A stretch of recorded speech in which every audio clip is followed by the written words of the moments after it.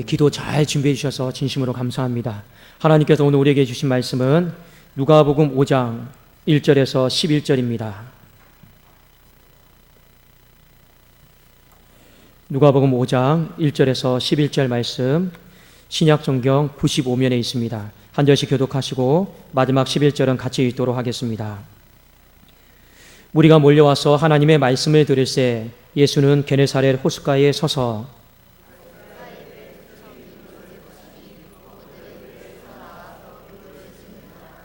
예수께서 한 배에 오르시니 그 배는 시몬의 배라. 육지에서 조금 떼기를 정하시고 앉으사 배에서 무리를 가르치시더니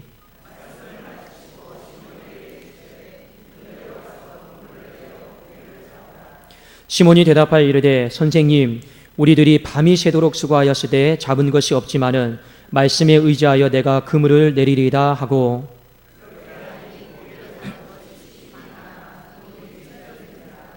이에 다른 배에 있는 동무들에게 손짓하여 와서 도와달라 하니 그들이 와서 두 배의 채움에 잠기게 되었더라.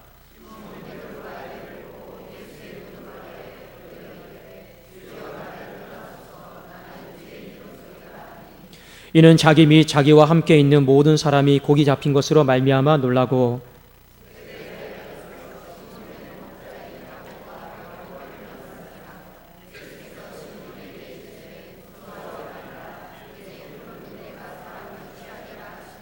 함께 읽겠습니다. 그들이 배들을 육지에 대고 모든 것을 버려두고 예수를 따르니라. 아멘. 자, 오늘 말씀에 보면 예수님께서 갈릴리 바닷가에서 제자들을 부르시는 장면입니다. 왜 주님은 부르실까요? 이유는 딱 한 가지입니다. 사람을 낚는 어부가 되도록 하기 위해서. 그 분명한 목적을 가지고 하나님은 사람을 부르셨습니다. 누가복음 5장 10절 11절에 바로 그 내용이 있습니다. 무서워하지 말라. 이제 후로는 네가 사람을 취하리라 하시니 하나님이 제자들을 부르신 목적은 바로 사람을 취하는 겁니다. 사람을 세우는 거죠. 자, 그래서 예수님이 베드로에게 뭐라 말씀하셨습니까? 깊은 곳에 가서 그물을 내려라. 그리고 오늘 말씀에 보면 엄청나게 많은 고기들이 잡혔습니다. 이 만선의 어떤 축복이라고 이렇게 이야기를 하죠. 여러분, 단순히 깊은 바다에서 고기가 잡힌 것을 만선의 축복이다라고만 생각하지는 마시고 그만큼 이 깊은 곳에, 이 세상의 깊은 곳에는 우리가 건져내야 될 죽어가는 수많은 심령들이 많이 있음을 여러분 믿음의 눈으로 바라보십시오. 그리고 그 잡은 고기가 한 배에 다 채울 수 없고 두 배에 가득 채우고 그물이 찢어질 정도로 많았잖아요. 이것은 우리에게 어떤 의미가 있습니까? 그만큼 우리가 이 세상의 한복판에서 깊은 바다에서 건져내야 될, 인도해내야 될 영혼들이 많다 하는 것을 하나님은 우리에게 말씀해 주고 있습니다. 그리고 이 일을 위해서 주님 시대 때도 그렇고 오늘 이 시대에도 주님은 우리를 부르고 있습니다. 왜 주님이 우리를 부르실까요? 이유는 딱 한 가지입니다. 사람을 낚는 어부가 되도록 하기 위해서, 사람을 세우도록 하기 위해서, 영혼 구원하도록 하기 위해서, 그것을 위해서요, 저도 부르셨고 우리 장로님들도 부르셨고 우리 재직들 중직들도 다 부르신 겁니다. 그 부르심의 목적은 딱 한 가지예요. 바로 사람을 세우고 교회를 세우고 영혼 구원하는 것. 이것을 위해서 하나님은 저와 여러분을 오늘 이 자리 가운데 불러주신 줄로 믿습니다. 자, 그러면 주님이 우리를 부르셨어요. 아무나 부르지는 않겠죠. 그 주님의 부르심 앞에 자격은 있습니다.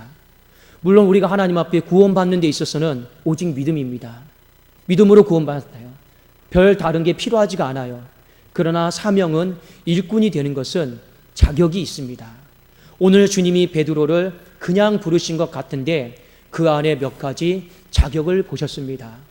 어떤 사람이 하나님의 이 부르심 앞에 반응하고 순종하고 나아갈 수 있을까? 한번 우리가 어떤 마음의 준비를 해야 될 것인가? 그것에 대해서 오늘 말씀을 통해 좀 설교하고자 합니다. 먼저 우리 누가복음 5장 4절과 5절에 있는 말씀을 같이 한번 보도록 하겠습니다. 5장 4절과 5절입니다. 함께 읽겠습니다. 시작.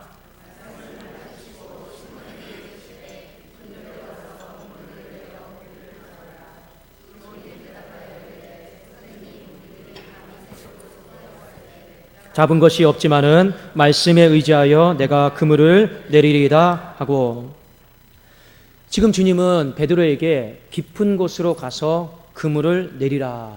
자, 이 말씀을 하셨습니다. 하나님의 부르심 앞에서 일꾼이 될 수 있는 사람은 어떤 사람이냐? 첫 번째가 내 생각을 내려놓는 거예요. 내 생각을. 깊은 데로 가서 그물을 내리라. 이미 이건요, 베드로가 전날 밤부터 다 해본 거예요. 다 해본 거잖아요. 근데 주님이 이 말씀을 하셨습니다. 다 해본 건데 또 이 말씀을 하셨어요. 그러면 속으로 생각이 충돌이 될 수밖에 없습니다. 그렇죠? 그리고 우리가 잘 알고 있듯이 주님은 고기를 잡아본 경험이 없습니다. 베드로는 고기를 많이 잡아본 베테랑입니다. 속으로 이런 생각이 들겠죠. 모르시면서 저런 말씀한다. 우리 그런 생각 들겠습니다. 참 순종하기 어려운 부분이 언제냐? 그냥 모르시면서 저런 소리 하실 때 순종하기가 굉장히 어려워요. 차라리 똑똑하고 다 알고 그러면요, 억지로라도 순종이 되죠. 그런데 우리가 딱 봐도 모르세요. 모르시면서 저런 말씀 하시면요, 진짜 이거 순종하기가 너무 어렵고 힘든 경우들이 많습니다. 지금 주님이 딱 베드로와 그 관계죠. 모르시면서 저런 말씀 하시는 분이 지금 뭐라 하시니까 얼마나 그 순종이 어렵겠습니까? 이거는 내 생각 안 내려놓으면요, 깊은 곳으로 갈 수도 없고 그물을 또 내릴 수도 없어요. 지금 베드로는 그런 진퇴양난 속에서 있습니다. 그런데 주님은요, 베드로에게 이 모습을 본 겁니다. 생각의 진퇴양난 속에 있지만 결국에 베드로는 뭐 한 겁니까? 자기의 생각을 내려놨어요. 우리가 교회 일을 하다 보면 제일 많이 부딪히는 부분이 뭔지 아십니까? 바로 서로 생각이 다른 겁니다. 가정에서도 생각이 다른 것 때문에 싸움이 나죠. 교회도 똑같은 너도 하나님 일이고 나도 하나님 일이다 하는데 다 생각이 다 달라요. 그렇죠? 그런데 우리가 먼저 알아야 될 것은 뭐냐? 교회 일이다라고 하는 것은 세상의 일과는 차원이 다른 겁니다. 교회 일은 논리로 하는 것도 아니에요. 내 경험으로 하는 것도 아니에요. 내 지식으로 하는 것도 아니에요. 내 말주변으로 하는 것도 아닙니다. 특히 하나님 앞에 부름을 받는 사람, 교회 일은요, 오늘 말씀처럼 어떻게 해야 됩니까? 내 생각을 내려놔야 되는 거예요. 아무리 내가 맞다고 생각해도 여러분 내려놓을 수 있어야 돼요. 그리고 우리는 내 생각을 내려놓고 나에게 말씀하시는 그분, 주님의 말씀을 붙잡고 거기에 어떻게든지 순종하려고 내가 주파수를 맞춰야 되는 거예요. 그래야지만이 부르심에 응하고 제자가 될 수가 있는 것입니다. 이 일을 누가 제일 잘하셨습니까? 예수 그리스도. 예수님은 성자 하나님이셨습니다. 예수님 자체도 하나님이셔요. 그런데 예수님은요, 이 땅에 성육신 하셔서 성부 하나님의 말씀 범위 안에서만 움직였어요. 예수님이 다 할 수 있었어요. 기적도 마음껏 베풀 수 있었어요. 그러나 아버지가 허락하지 않으면 하지 않았습니다. 그 대표적인 사건이 무엇입니까? 십자가예요. 너 십자가에서 말없이 순종하고 죽어라.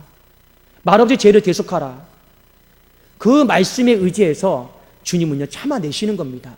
누구 때문에요? 성부 하나님 때문에. 레벨이 똑같습니다. 레벨이 똑같은데 스스로 동등됨을 취하지 않고 자기의 생각을 다 내려놓으신 거예요. 그러니까 빌립보서 2장 말씀에 보면 모든 천지 만물들이 예수의 이름 앞에 다 무릎 꿇고 그 이름 앞에 찬송하고 영광 돌리는 장면이 나오는 것 아니겠습니까? 성경에 보면 사람 중에서 제일 똑똑한 사람이 있었어요. 누군지 아십니까? 사도 바울이에요. 사도 바울이 얼마나 말 잘하는지 모릅니다. 얼마나 논리적이고 지식적이고 철학적인지 모릅니다. 그가 이 아덴 지방에 가서 자기의 말과 논리와 경험으로 그 소피스트 철학자들을요, 이겨내려고 했어요. 이겼죠. 이겼어요. 말을 워낙 잘하니까, 공부를 잘하니까, 똑똑하니까. 그런데요, 이겨는 냈는데 전도된 사람은 없어요. 왜 그럽니까? 바울이 고민이 된 거예요. 주님, 내가 저 사람을 제압했어요. 논리로 제압했는데 왜 저 사람은 예수를 안 받아들입니까? 바울이 이걸 곰곰이 생각하다가 결론을 내렸습니다. 자, 우리 말씀 한 구절 같이 보겠습니다. 고린도전서 2장 4절 5절을 우리 한번 같이 보시겠습니다. 고린도전서 2장 4절 5절입니다.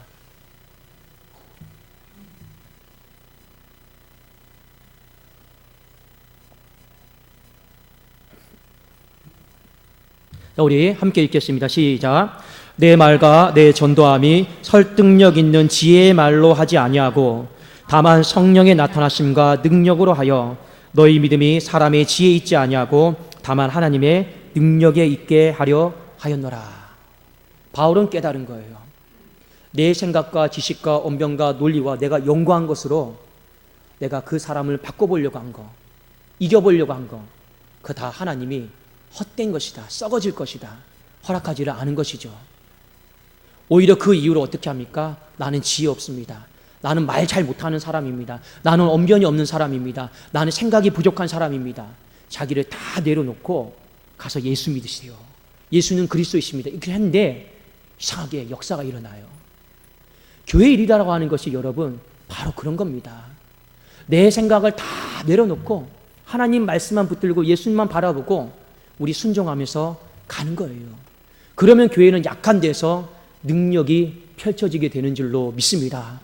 바로 하나님은 그런 사람을 부르시는 거예요.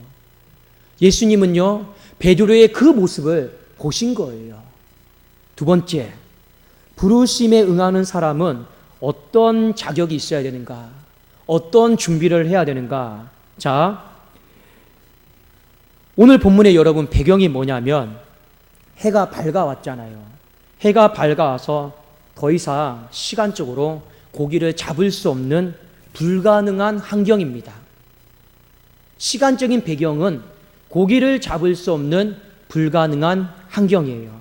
그런데 베드로는요, 깊은 데로 가서 그물을 내렸습니다. 그리고 고기를 많이 잡았죠. 누가복음 5장 6절 7절에 보면 너무 고기를 많이 잡아가지고 자, 동무들에게 와서 함께 도와달라고 했습니다. 여러분, 일꾼, 부르심을 받는 사람, 두 번째 중요한 특징이 있습니다. 무엇이냐? 우리가 서 있는 이 땅은 좋은 땅이 아니에요. 늘 부족한 땅이고, 늘 척박한 땅이고, 늘 황폐한 땅이고, 늘 여러분 불가능한 땅이에요. 지금 예수님이 베드로에게 바다로 가라고 했잖아요. 이 바다는 가능성의 바다가 아닙니다. 어떤 바다입니까? 불가능의 바다예요. 그러니까 베드로가 고기를 잡다 안 되니까 철수한 겁니다. 근데 그 불가능의 바다에 주님은 다시 그 불가능의 현장 속에 가라고 하셨습니다. 그리고 그물을 내려서 고기가 많이 잡힌 걸 하나님은요, 강력하게 경험하게 하셨습니다. 부르심을 받는 사람의 두 가지 여러분 자질, 자격, 특징은 무엇이냐? 항상 내가 불가능한 땅에 있다 할지라도, 황폐한 땅에, 척박한 땅에 있자 할지라도 항상 이 정신은, 이 마음은요, 소망을 가져야 된다는 것입니다. 주님은 그걸 가르쳐주고 있는 거예요. 많은 사람들이 불가능의 땅, 황폐한 땅, 안 되는 땅에 있으면 단번에 원망, 불평만 합니다. 안 된다. 근데 주님이 오늘 이 상황을 통해서 앞으로 너가 복음을 전하고 너가 정말로 복음을 전하는 그런 일을 하게 될 터인데 깨달은 거죠. 어떤 곳에 가든지 간에 베드로의 마음은 어떤 마음입니까? 이 땅은 소망이 있다. 이 땅은 회복될 수 있다. 이 땅은 다시 일어날 수 있다. 왜냐? 하나님이 자신을 부르실 때 이 불가능의 땅에서 소망을 갖게 하신 걸 분명하게 보여주셨기 때문에 그렇습니다. 여러분, 그래도 우리는요, 일꾼에게 필요한 두 번째가 있습니다. 항상 마음을 긍정적으로 가지세요. 항상 마음은요, 부정적으로 가지시면 안 되는 거예요. 항상 마음은 어떻게 해야 됩니까? 소망을 하셔야 돼요. 소망. 무조건 안 된다. 그렇게 하지 마시고, 안 돼도 주님, 그래도 안 돼도 순종하면서 금을 내렸는데 주님이 되게 하셨잖아요. 되고 안 되는 건요, 내가 결정하는 게 아닙니다. 되고 안 되는 건요, 누가 하시는 겁니까? 하나님이 하시는 거예요. 그래서 예레미야 33장에는 일을 행하시는 여호와, 그것을 만들어 성취하시는 여호와라고 하나님을 소개하고 있는 겁니다. 일은 누가 만드는 겁니까? 하나님이 만드는 거예요. 하나님이 만들어 가시는 겁니다. 그런데 하나님은 이 일을 만들어 가심에 있어서 사람을 사용하시는데 어떤 사람을 사용하시느냐? 바로 소망을 가진 사람, 긍정적인 마음을 가진 사람, 세우려고 하는 사람, 그물을 내리려고 하는 사람, 그 사람을 하나님은 사용하시더라라는 겁니다. 만일 주님이 베드로에게 배를 띄워서 그물을 내리라고 했는데 사사건건 시비예요. 또 따져들어요. 그럼 주님이 그 사람을 일꾼으로 사용하지는 못하는 것입니다. 그렇지 않습니까? 그래도 속으로는요, 열불이 나죠. 나보다 더 모르는 사람이 왜 나한테 이렇게 시키지? 그런데 그걸 입술로 말하질 않잖아요. 참잖아요. 그리고 나서 자기가 그 고기를 많이 잡아할 때 나중에 와서 주님 앞에 납작 엎드리잖아요. 주님 잘못했습니다. 뭘 잘못했는데? 실은 제가 속으로 주님을 의심하고 주님을 판단하고 주님을 신뢰하지 못했습니다. 주님, 나는 죄인입니다. 나를 떠나십시오. 내가 주님 앞에 고개를 들 수가 없습니다. 내가 이렇게 말하지 않아도 주님은 내 안에 부정한 것, 악한 것 다 아시는 것 같은데 제가 어떻게 주님 앞에 감히 얼굴을 들겠습니까? 솔직하게 다 고백을 하고 있는 것입니다. 사랑하는 여러분, 많은 자격들이 있고 많은 어떤 조건들이 필요한 것이 아닙니다. 주님은 오늘 베드로에게 두 가지를 보셨어요. 깊은 데로 가서 그물을 내려라. 이 상황 자체는 불가능한 땅을 전제로 하고 있는 것입니다. 그럼 우리에게 필요한 건 무엇입니까? 내 생각을 내려놓는 거예요. 또 우리에게 필요한 건 무엇입니까?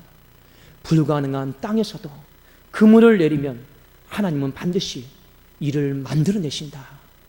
이걸 믿음으로 늘 소망하는 거예요. 저도 우리 교회에서 목회하면서 딱 이거 하나입니다. 불가능한 바다, 불가능한 땅에서 제가 가질 수 있는 유일한 자산이 무엇일까요? 소망밖에 없습니다. 그래도 우리 성도님들에게 늘 말씀드리잖아요. 우리 300명 될 거예요. 우리 5년 되면 1000명 될 거예요. 소망을 일으키는 거잖아요. 300명이 돼서 1000명이 돼서 누구 명예 세우라고 하는 겁니까? 누구 자랑하라고 하는 겁니까? 그거 아니잖아요. 그래도 하나님이 우리 교회를 버리지 않고 사랑하고 있음을, 너무나도 아끼고 있음을, 너무나도 끔찍하게 생각하고 있음을 우리가 이것을 통해서라도 우리 모든 성도님들이 다 같이 봅시다. 근데 제가 가능한 걸 가지고 이야기하지 않잖아요. 불가능한 걸 가지고 그래도 얘기하고 있잖아요. 그러니까 여러분, 믿음의 싸움이고 소망을 가지지 않으면 되는 일이 아닙니다. 그래도 저는 우리 성도님들에게 드리고 싶은 말씀이 있어요. 우리 모든 사람들이 이제 다음 세대가 또 세워져야 됩니다. 우리가 여기도 공부를 잘하면 얼마나 잘하겠습니까? 학식이 있으면 얼마나 학식이 있겠습니까? 돈이 있으면 얼마나 많이 있겠습니까? 교회는 그걸로 하는 게 아니죠. 하나님이 기본적으로 우리에게 하시는 건 무엇입니까? 내 생각 내려놓고 말씀에 순종하고 항상 안 된다 안 되는 쪽으로 생각하지 말고 항상 된다 되게끔 만들어가자. 그것이 일꾼에게 가장 필요한 자격 요건이었습니다. 우리 주변에 있는 사람들을 다 보세요. 우리 나중에 되면 일꾼을 세워야 됩니다.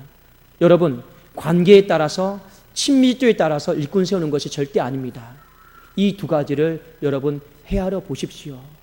저 사람은 자기 생각을 충분히 내려놓을 수 있는 사람인가? 저 사람은 불가능한 상황 속에서 일을 되게끔 만드는 사람인가? 소망하는 사람인가? 그걸 여러분 유의해서 보십시오. 그 사람은 교회에서뿐만 아니라 세상에 나가서도 어떻게 되는지요?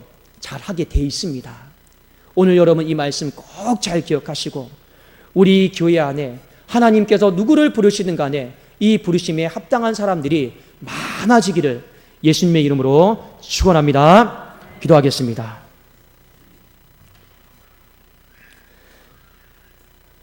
살아계신 하나님 아버지 감사합니다. 하나님, 불가능의 바다에서 불가능의 땅에서 우리를 불러주신 예수 그리스도를 찬양합니다. 하나님, 오늘 하루도 살아오면서 내가 맞고 당신은 틀리고 우리는 그런 환경 속에서 누구의 생각이 더 나은지 그렇게 살았습니까? 주님, 내려놓고 회개하게 해 주시고 어찌하든지 우리 모두가 하나님의 교회를 세우는 이 일에 있어서 마음과 뜻과 정성을 다해서 하나님 세우는 일에 하나님 동참하고 이 세우는 일에 내 생각을 먼저 다 내려놓게 하여 주시옵소서. 이 세우는 일에 안 되게끔 만드는 사람이 아니라 되게끔 만드는 우리 많은 성도들이 다 되게 하여 주시옵소서. 그리함으로 차츰차츰 안개는 걷히고 하나님께서 우리에게 약속하신 그 비전이 뚜렷이 보이는 것을 보게 하여 주시옵소서. 예수 그리스도의 이름으로 기도드리옵나이다. 아멘.